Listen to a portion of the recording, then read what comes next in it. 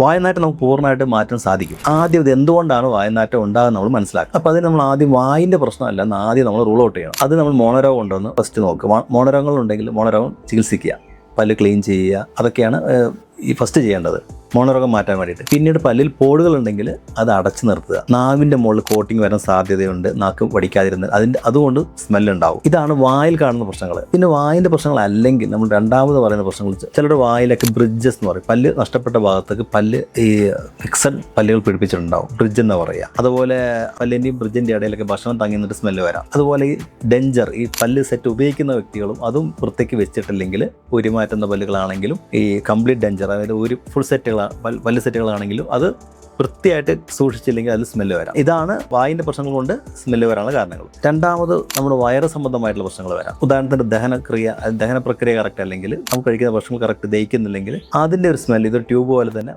വായിലേക്ക് വരാം.